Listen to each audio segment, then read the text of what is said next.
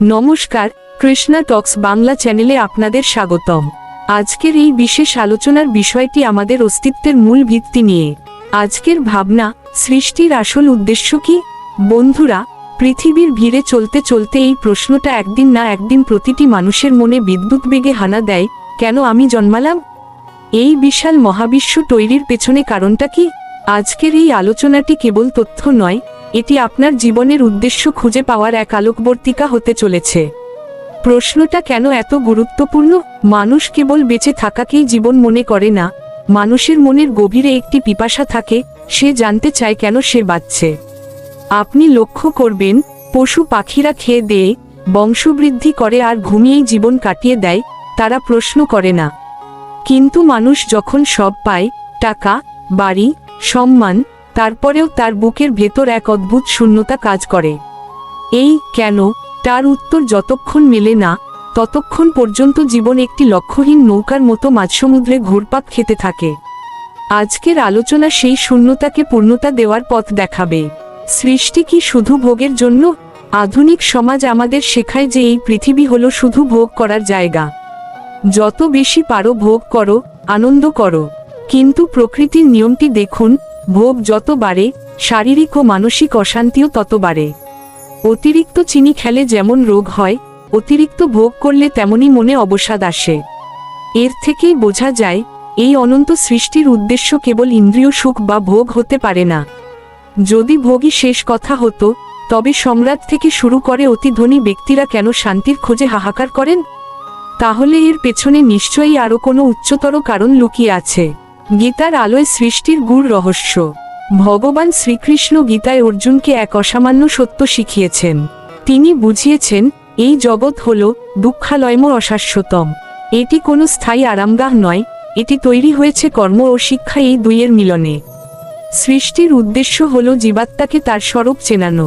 এই জগৎটি একটি বিশাল কর্মক্ষেত্র, যেখানে প্রতিটি পরিস্থিতি, হোক তা জয় কিংবা পরাজয়, আমাদের কিছু শেখাতে আসে।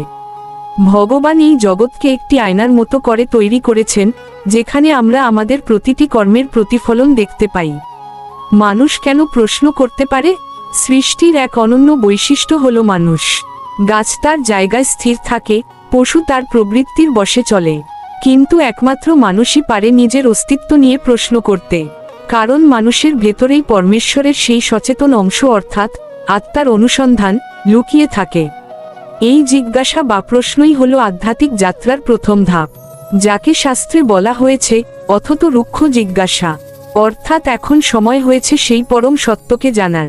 এই প্রশ্ন করার ক্ষমতাই প্রমাণ করে যে আমরা সাধারণ কোনো জৈবিক যন্ত্র নই, আমরা মুক্তির প্রত্যাশী এক চিন্ময় সত্তা। আত্মা না বুঝলে সৃষ্টি বোঝা যায় না। সৃষ্টির উদ্দেশ্য বোঝা অসম্ভব যদি না আমরা আত্মাকে বুঝতে পারি। আমরা সারা জীবন ভাবি, আমি এই শরীর। কিন্তু শরীর তো জীর্ণ বস্ত্রের মতো একদিন বদলে যায়, অথচ আমাদের অস্তিত্বের সেই মূল চেতনাটি থেকে যায়। যৎকাল আমরা এই অস্থায়ী শরীরের সাথে নিজেদের মিলিয়ে দেখব, তৎকাল সৃষ্টির আসল উদ্দেশ্য আমাদের কাছে অস্পষ্ট থাকবে। সৃষ্টির মূল উদ্দেশ্য হল এই জড় আবরণ ভেদ করে নিজের চিন্ময় স্বরূপকে চেনা এবং উপলব্ধি করা যে, আমি এই নশ্বর দেহ নই, আমি অবিনাশী আত্মা। সংসার এক অলৌকিক বিদ্যালয়। এই মহাবিশ্ব আসলে একটি মস্ত বড় বিদ্যালয়।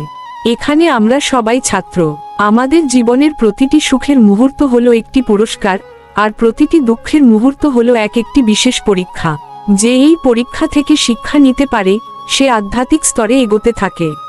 আর যে শিক্ষা নিতে পারে না, তাকে এই জন্মের চক্রে বারংবার ফিরে আসতে হয়।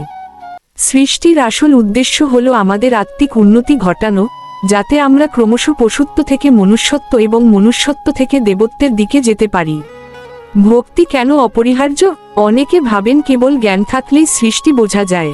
জ্ঞান আপনাকে বুঝিয়ে দেয় আপনি কে, কিন্তু ভক্তি আপনাকে শেখায় আপনি কার। ভক্তি ছাড়া এই সৃষ্টি কেবল একটি জটিল গাণিতিক ধাঁধা হয়ে থেকে যায়। ভক্তি হলো সেই চশমা, যা পড়লে আপনি প্রতিটি ধূলিকণার মাঝেও ভগবানের হাতের ছাপ দেখতে পাবেন।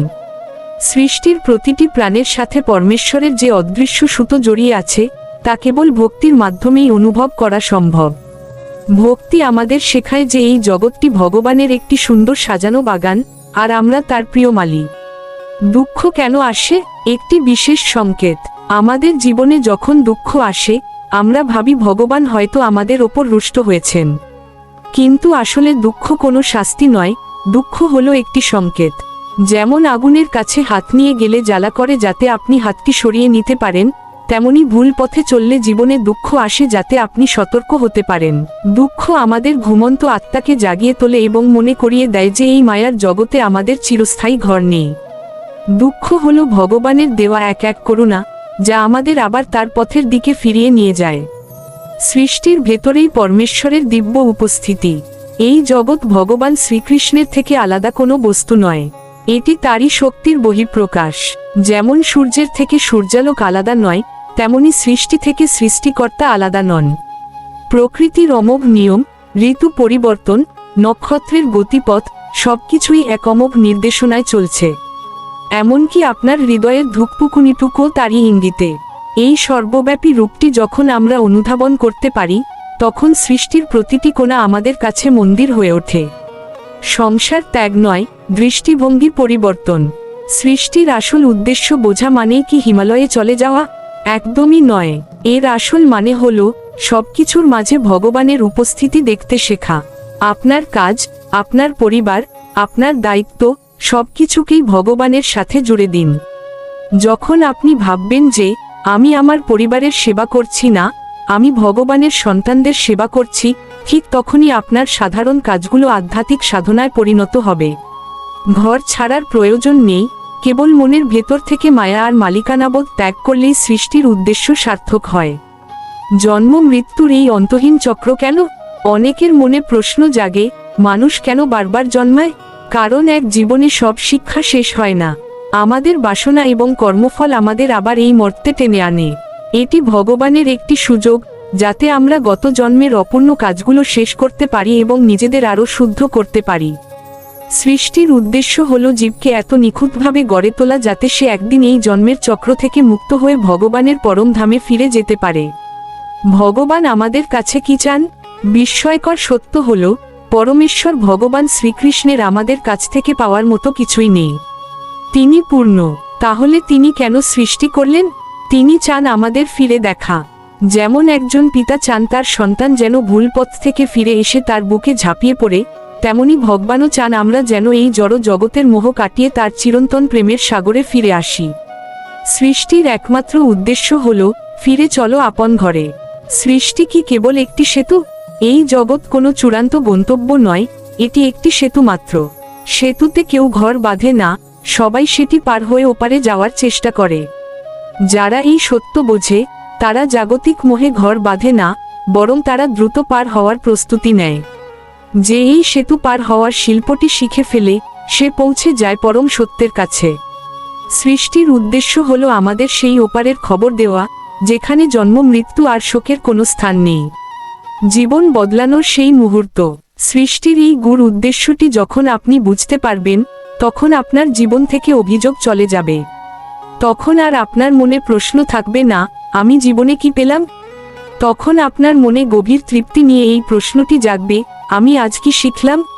প্রতিটি সকাল আপনার কাছে নতুন আশীর্বাদ হয়ে ধরা দেবে। আপনি বুঝতে পারবেন যে এই অসীম মহাবিশ্বের আপনি কোনো তুচ্ছ অংশ নন, আপনি স্বয়ং ভগবানের অত্যন্ত আদরের এক সন্তান।